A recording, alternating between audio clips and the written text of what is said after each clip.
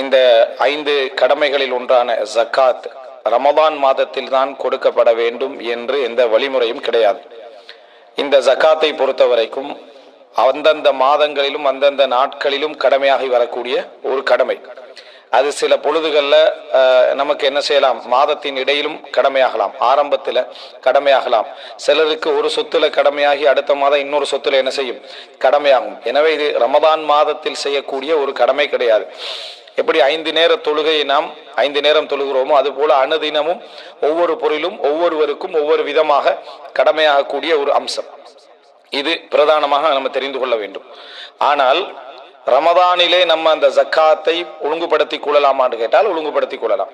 அது எப்படி அப்படின்னு சொன்னால், ஒருவர் ஜக்காத்து ரமதானுக்கு முன்னால, அதாவது ஷாபான்ல அல்லது ரஜப்ல கடமையாகக்கூடிய ஒரு நிலைமை இருந்தால், நம்ம இதுல சொல்ற ஜனவரியில பிப்ரவரியில இப்படி கடமையாகக்கூடிய ஒரு சூழ்நிலை இருந்தால் அவர் என்ன செய்யணும் அப்படின்னு சொன்னால், அந்த ஜக்காத்தை ஒன்றில் அவசரப்படுத்த வேண்டும், அல்லது அந்த அவசரப்படுத்தப்பட்ட அந்த ஜக்காத்தை அவர் கணக்கிட்டு வைத்து தேவையானவர்கள் அவருக்கு கிடைக்கின்ற வரைக்கும் ரமதானுக்கு என்ன செய்யலாம், பிற்படுத்திக் கொள்ளலாம். அதே நேரம் அந்த நாள் அவருக்கு அதாவது ஜக்காத்துக்கு தகுதியானவர்கள் முன்னால கிடைச்சிட்டாங்கன்னு சொன்னா கட்டாயம் என்ன செஞ்சிடணும், அந்த ஜக்காத்தை 2 மாதங்களுக்கு முன்னாலேயே கொடுத்து விட வேண்டும். கிடைக்காத வரைக்கும் அவர் ரமதான் வரைக்கும் என்ன செய்யலாம், பிற்படுத்தலாம். இதனால காலம் ரீதியாக என்ன செய்யாது, எந்த ஒரு பிற்போடலும் நடக்காது. அப்போ ஒரே ஒரு வழிதான் இதுல உண்டு. என்ன உண்டு அப்படின்னு சொன்னால், அதாவது ஜக்காத்தை அடுத்த வருட ஜக்காத்தை ரமலானிலே முற்படுத்தி கொடுத்துடணும்.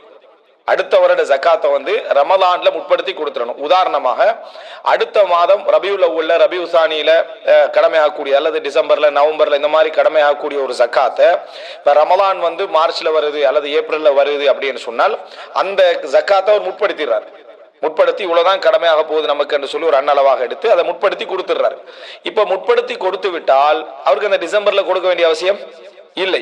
திருப்பி அவருக்கு எப்ப ஜக்காத்து கடமையாக போகுது, அடுத்த ரமதான்ல தான் என்ன செய்ய போகுது, கடமையாக போகுது. இப்ப முற்படுத்தி கொடுத்ததுனால அவருக்கு ஒரு நன்மையும் தான். இந்த ஜக்காத்தை முற்படுத்தி கொடுத்து விட்டார் என்பதனால அவருக்கு நன்மையும் தான், கூலியும் தான். அதே நேரம் ஜக்காத்து கடமையாக முந்திய ஒரு ஜக்காத்தை என்ன செய்யறாரு, கொடுக்கிறார். ஜக்காத்து கடமையாக முந்தையே அவர் ஜக்காத்தை கொடுக்கிறார்.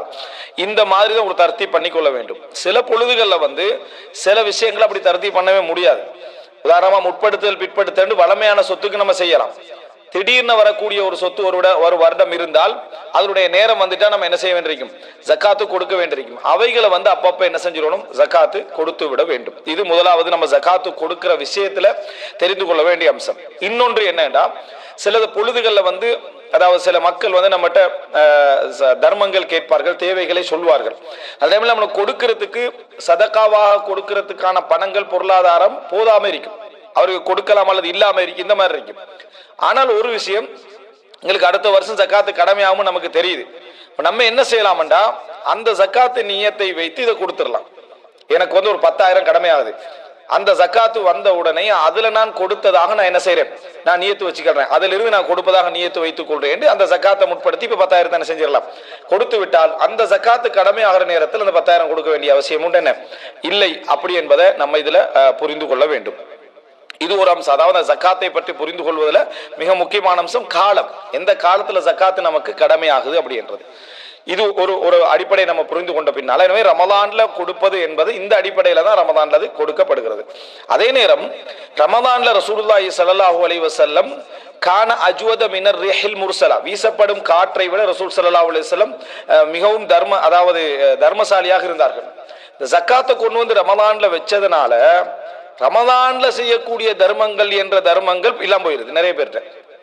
ஜக்காத்து கொடுக்கறது தானே அப்படி என்று சொல்லி, உண்மையிலே ரசூல் ஸல்லல்லாஹு அலைஹி வஸல்லம் மிகவும் தர்மசாலியாக இருந்தார் அப்படின்னு சொல்லப்படுறது கடமையிலே இல்ல, சதகால எக்ஸ்ட்ராவா செய்யக்கூடிய தான தர்மங்கள்ல தான் ரசூல் ஸல்லல்லாஹு அலைஹி வஸல்லம் மிகவும் வேகமாக இருந்தார்கள்.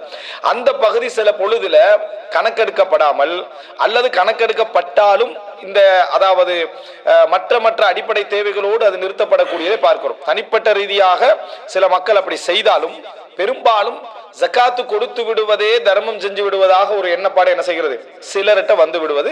மற்றபடி என்ன, ரமதான் மாதத்துல தர்மம் செய்யக்கூடியவர்கள் நிறைய பேர் இருக்கிறார்கள். ரசூலுல்லாஹ் ரமதான்ல தர்மம் செய்வதை மிகவும் என்ன செய்திருக்கிறார்கள், விரும்பி இருக்கிறார்கள். ரமதான்ல தர்மம் செய்ய சொல்லி இருக்கிறார்கள். இது நம்ம தெரிந்து கொள்ள வேண்டிய, இந்த ரமதானுடைய அதாவது காலம், அந்த அளவு என்றதுல தெரிந்து கொள்ள வேண்டிய இன்னொரு விஷயம்.